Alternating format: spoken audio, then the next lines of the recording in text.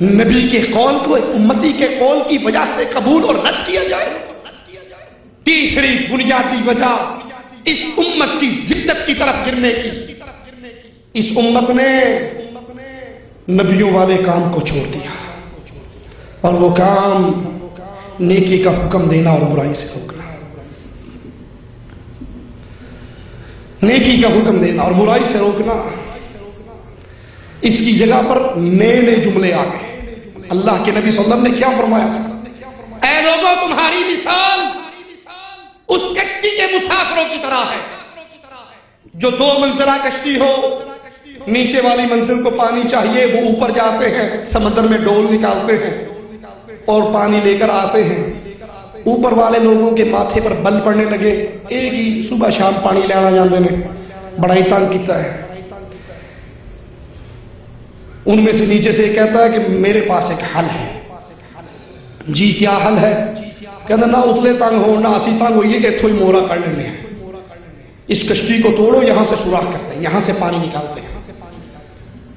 اب اوپر والے سن رہے ہیں، نیچے ٹھوکا ٹھاکی ہو رہی ہے، سوراخ کی کوشش ہو رہی ہے. اگر اوپر والے ہوئے ہمارے جیسے تو کیا کریں گے؟ کیا خیال ہے کیا کریں گے؟ وہ کہیں گے جی ہو نا اپنی قبر جانا سے اپنی قبر جانا. کسی کے مذہب کو نہ چھیڑو، اپنے مذہب کو نہ چھوڑو.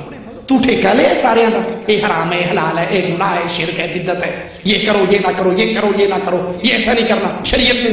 تو ٹھیکیدار ہے. اس نے اپنی قبر میں جانا، میں نے اپنی قبر میں جانا. پتر اگر موری ہوگی نا دونوں ہی کو قبر جان گے.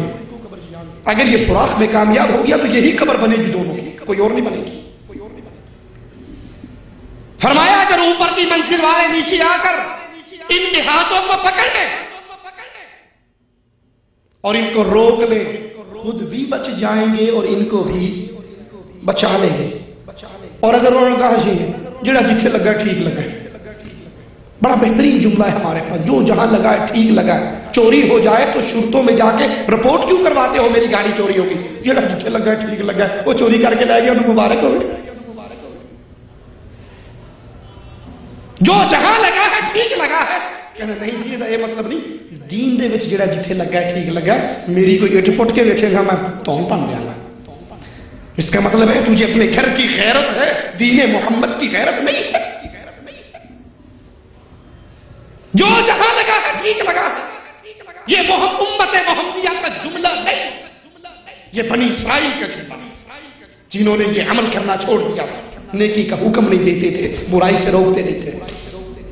رسول اللہ صلی اللہ علیہ وسلم نے فرمایا خبردار، لوگوں کو نیکی کا حکم دینا، برائی سے روکنا، اور اگر یہ کام نہیں کرو گے پھر تم پر اللہ کا عذاب آئے گا. آج عذاب نہیں تو کیا ہے؟ روز صبح کا اخبار پڑھ لو. وہ مشہور جملہ بن گیا، ایک بندے نے دوسرے سے پوچھا آپ کی صحت کیسی ہے؟ کہا جی 1 ہفتہ ہو گیا ماشاءاللہ بڑا فریش ہوں. کہا کیوں بھائی خیریت ہے؟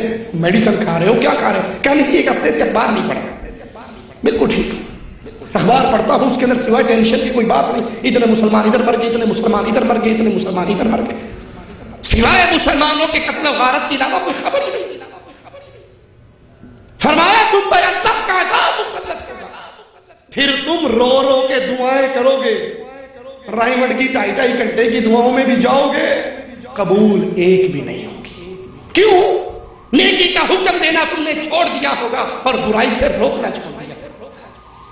یاد کر لیجیے نیکی کے حکموں میں سب سے بڑی نیکی کیوں جی کون سی ہے؟ نماز پڑھنا، روزہ رکھنا، حج کرنا، جہاد کرنا، صدقہ دینا، خیرات دینا. سب سے بڑی نیکی کیا؟ سب سے بڑی نیکی یہ ہے یہ پیشانی جو غیر اللہ کے سامنے جھکی بھی اس کو اٹھا کر اللہ کے سامنے جھکا. توحید کی دعوت کائنات کی نیکیوں میں سب سے بڑی نیکی. اور افسوس اکثریت توحید کے دعوے داروں سے بھی توحید کی دعوت چھوٹ گئی ہے. وہ کیوں چھوڑ چکے ہیں؟ مولوی صاحب تھوڑی گل تو ٹھیک ہے، شرک کی مذمت ہونی تو چاہیے، توحید کی دعوت ہونی تو چاہیے، لیکن خیال کرو الیکشن کا سیزن ہے اور میں ایم اے کی سیٹ کے لیے کھڑا ہوں اور میرے سامنے جو مجمع ہے نا اس میں اکثریت بریلوی اور شیعوں کی ہے. اور اگر اس میں میں نے کہہ دیا کہ اللہ ہی غوث اعظم ہے، اللہ ہی مشکل کشا ہے، اللہ ہی حاجت روا ہے، اللہ ہی داتا ہے، اللہ ہی غریب نواز ہے، اللہ بندہ نواز ہے، اللہ بندہ پرور ہے، اللہ اولاد دیتا ہے، ڈولے شاہ اولاد نہیں دیتا، اللہ وہ عظیم ذات ہے جو گنج بخش ہے، چاہے نبی کو نوازے، چاہے بلال کو نوازے، چاہے مسلمان کو نوازے، چاہے کافر کو نوازے۔ اگر یہ آواز کہہ دی مولوی صاحب میری سندوگڑی جو ووٹ کون پائے گا، مجھے ووٹ کہاں سے ملے گا؟ میں نے سینٹ کی کرسی لے لی ہے، اور یہ سینٹ کی کرسی لینے کے لیے بالآخر حجویری کی قبر پہ داتا کمپلیکس بنانے والے مشرک کے ہاتھوں میں ہاتھ ڈالنا پڑے گا۔ یہ الیکشن کا سیزن ہے، متحدہ مجلس عمل کے پلیٹ فارم سے ہم نے 10 سیٹیں منظور کروائی ہیں۔ اب اس اتحاد کو برقرار رکھنے کے لیے ایک ہاتھ میں ساجد نقوی کا ہاتھ اور ایک ہاتھ میں نورانی کا ہاتھ لینا پڑے گا، ہماری مجبوری ہے۔ تسی کہڑے الیکشن کھلوتے، تہاڈی کی مجبوری ہے؟ ساڈی تے مجبوری 2 لاکھ روپیہ پر ہے۔ اللہ کی توحید کے دعوے داروں کی زبان سے ہٹ گئی، ووٹوں کے لیے، الیکشن کے لیے۔ طارق جمیل صاحب مورا شریف کے دربار پہ گئے اور بریلویوں کے عرس کے موقع پہ پوری بریلویت بیان کی، یا ایوہ النبی کا ترجمہ کیا، اے غیب کی خبریں سنانے والے، اور نیچے سے نعرہ رسالت، نعرہ حیدری، یا علی مدد کی آوازیں، یا رسول اللہ مدد کی آوازیں، یا غوث اعظم مدد کی آوازیں لگے۔ اور طارق جمیل صاحب بیٹھے چپ کر کے سنتے رہے کہ اگر یہ کہہ دیا کہ یہ شرک ہے تو امت کا جوڑ ٹوٹ جائے گا۔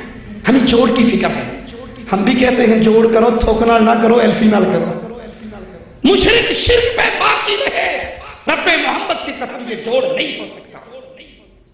میرے شیخ کی قبر کو اللہ جنت کا باغ بنائے۔ عبداللہ بہاولپوری رحمت اللہ علیہ،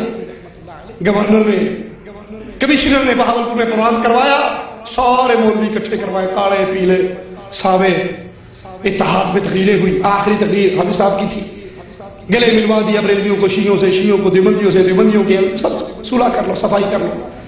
آپ صاحب نے کہا کمشنر صاحب مشرک اور مواحد کا اتحاد نہیں ہوا کرتا، وہ مشرک ہے، یہ مواحد ہے، یہ اللہ کو پوچھتا ہے، یہ قبر کو پوچھتا ہے، کیسے گلے مل جائے گا؟ مثال دے کر کہا ایک لکڑی یوں ہے اور ایک لکڑی یوں ہے، ان دونوں کو جا کے ترخان کو دو، نجار کو دو، اس پہ کیل مارے، وہ کبھی کیل نہیں مارے گا، پہلے رندہ مارے گا، پہلے اس کو سیدھا کرے گا، ادھر بٹ کڈے گا، جب یہ سیدھی ہو جائے گی پھر رکھ کے کیل مارے گا، اب یہ جوڑ کبھی نہیں ٹوٹے گا۔ اگر آپ اتحاد کروانا چاہتے ہیں، امت کی جوڑ کی فکر ہے، امت کو ویسے جوڑو جیسے محمد رسول اللہ نے جوڑا صلی اللہ علیہ وسلم۔ اور کیسے جوڑا نبی نے؟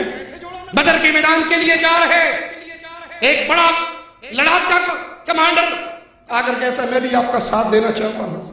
ایک ہی سوال میرے امام نے کیا، میرے آقا نے کیا، میرے مرشد نے کیا، میرے نبی نے کیا، تو لا الہ الا اللہ کو مانتا ہے؟ اس نے کہا نہیں، میں لا الہ الا اللہ کو تو نہیں مانتا، میں تو لات و عزا کا پجاری ہوں، لیکن مظلوم کی مدد کے لیے آیا۔ فرمایا بھاگ جا، محمد مشرک سے مدد نہیں لیا کرتے، ووٹوں کے لیے، الیکشن کے لیے، جوڑ کے لیے، یا قربانی کی کھالوں کے لیے۔ اجی مولوی صاحب آخر چندہ بھی تو اکٹھا کرنا ہے، قربانی کی کھلنا بھی تو جوڑنی ہے ہمیں، یہ سیزن ہے قربانی کی کھالوں کا، یہاں توحید کا آوازہ نہ لگاؤ، 3 دن کے اجتماع اٹینڈ کر لیجئے، آپ کو توحید کی دعوت نہیں ملے گی، نظر نہیں آئے گی۔ کیوں؟ چندہ لینا ہے، قربانی کی کھال اکٹھی کرنی ہے، توحید کی دعوت ان سے چھوٹ گئی۔ امر بالمعروف میں سب سے پہلا کام لا الہ الا اللہ کا وعدہ، اور قبروں پہ گرنے والوں، یہ داتا نہیں ہو سکتے جو مر جائے، یہ غوث اعظم نہیں ہو سکتے جن کی اپنے یتیم ہو جائے، یہ بری نہیں کر سکتے جن کی اپنی بیوہ ہو جائے، یہ گنج بخش نہیں ہو سکتے جو کپڑے اتارنے کے قابل نہ رہے، غسل کرنے کے قابل نہ رہے۔ یہ توحید کی دعوت آج توحید کے دعوے داروں کی اسٹیج سے غائب ہے، کسی کو کوئی مصلحت ہے، کسی کو کوئی مصلحت، اور یہی ہماری ذلت کی وجہ ہے۔ اللہ سے دعا ہے اللہ ہمیں توحید کی دعوت کو سمجھنے کی توفیق عطا فرمائے، اس کو بیان کرنے کی توفیق عطا فرمائے، اور دنیا کے ہر طرح کے لالچ اور ڈر سے نجات ہو کر سچی دعوت لا الہ الا اللہ کی پکار لگانے کی توفیق عطا فرمائے۔ ایک بھائی کا سوال ہے، السلام علیکم ورحمۃ اللہ وبرکاتہ۔ سید توصیف الرحمان راشدی صاحب، سوال یہ ہے کہ کشمیر کے جو حالات ہیں اور خون خرابے کا جو ماحول ہے، کیا ان حالات کو جہاد کہا جائے گا یا فساد کہا جائے گا؟ قرآن و حدیث کی روشنی میں جواب دیں۔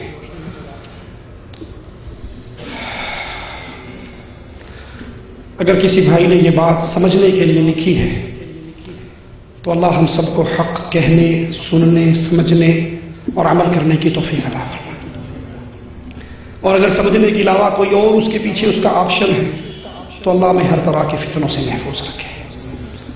جہاد کے لیے صحیح مسلم کے اندر موجود رسول اللہ صلی اللہ علیہ وسلم کی ایک حدیث بیان کر کے اپنی بات ختم کرتا ہوں، تھوڑی سی اس کی وضاحت کر کے۔ آقا علیہ الصلوۃ والسلام سے جہاد کے موضوع پر سوالات ہوئے۔ ایک شخص مال کے لیے لڑتا ہے، ایک قوم قبیلے کے لیے لڑتا ہے، اور ایک مال غنیمت، وطن کی آزادی، زمین کا ٹکڑا۔ اللہ کے لیے جہاد کون کر رہا ہے؟ کون سا مجاہد فی سبیل اللہ ہے؟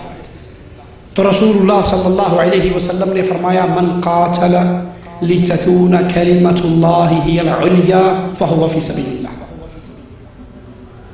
جو شخص اس لیے جنگ کرے کہ لا الہ الا اللہ غالب آئے، اللہ کی توحید غالب آئے، درگاہ مٹ جائیں، دربار مٹ جائے، حضرت بل ٹوٹ جائے، چرار شریف ٹوٹ جائے، اجمیر والے کا اڈا ٹوٹ جائے، حجویری کا اڈا ٹوٹ جائے، یہ دھرتی پاک ہو جائے، جیسے جس دھرتی پہ آپ بیٹھے ہو اس کو پاک کیا محمد بن عبد الوہاب، محمد بن سعود، امام عبدالعزیز آل سعود رحمہ اللہ نے، اس طرح دھرتی پاک ہو، محمد رسول اللہ کی سیرت پہ عمل ہو۔ جیسے آپ نے مکے کو فتح کرتے علی کو بھیجا، جاؤ اس مکے کی سرزمین کو بتوں سے پاک کر دو، پکی اونچی قبروں سے پاک کر دو، زمین سے ملا دو۔ اگر مقصد جہاد کا یہ ہو کہ اللہ کی توحید غالب آئے تو یہ جہاد فی سبیل اللہ ہے،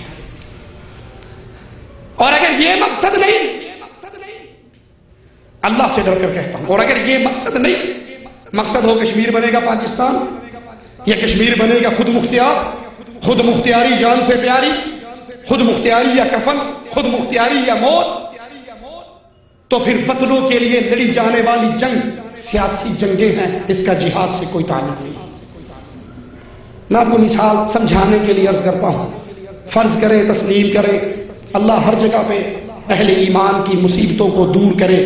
اگر آج فتح بھی ہو جائے اور کشمیر پاکستان بن بھی جائے تو لا الہ الا اللہ غالب آ جائے گا، توحید غالب آ جائے گی، چرار شریف ٹوٹ جائے گا، حضرت بل کی درگاہ توڑ دی جائے گی، اللہ کی توحید غالب ہو جائے گی؟ نہیں ہوگی۔ وہی جو نظام پہلے سے باقی علاقوں میں موجود ہے وہی وہاں پر نافذ ہوگا، تو اسلام کی کون سی خدمت ہوئی؟ وطنوں کے لیے لڑی جانے والی جنگیں جہاد نہیں ہوا کرتی۔ یہ وطنوں کی لڑائی ہے، یہ سیاست کی لڑائی ہے، یہ ایجنسیوں کی لڑائی ہے۔ اور ہاں، اگر لڑائی کا مقصد یہ ہو ہم نے یہاں سے شرک کو مٹانا ہے، ہم نے یہاں پہ توحید کو غالب کرنا ہے، تو یہ جہاد فی سبیل اللہ ہے۔ اور اگر یہ مقصد ہو تو لڑنے والے مشرک ساتھ چل سکتے ہیں، لڑنے والا شیعہ ساتھ چلے گا، لڑنے والا قبر پرست ساتھ چلے گا، وطن پرست ساتھ چلے گا۔ اور ساری علاقوں کو آپ جا کر چیک کر لیں، اس میں شیعہ بھی لڑ رہا ہے، بریلوی بھی لڑ رہا ہے، وطن پرست بھی لڑ رہا ہے، کیمونسٹ بھی لڑ رہا ہے، لبریشن فرنٹ والا بھی لڑ رہا ہے، البرق والا بھی لڑ رہا ہے، یہ سارے لڑ رہے ہیں، جن اور سارے اپنی لڑائی کے نقطے پر متفق ہیں۔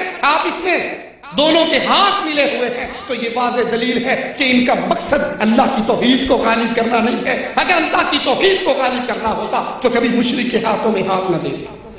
اللہ سے دعا ہے اللہ ہمیں صحیح فہم عطا فرمائے، اس کے اوپر زندگی گزارنے کی توفیق عطا فرمائے۔ اقول قولی ھذا واستغفر اللہ لی ولکم ولسائر المسلمین فاستغفروہ انہ هو الغفور الرحیم۔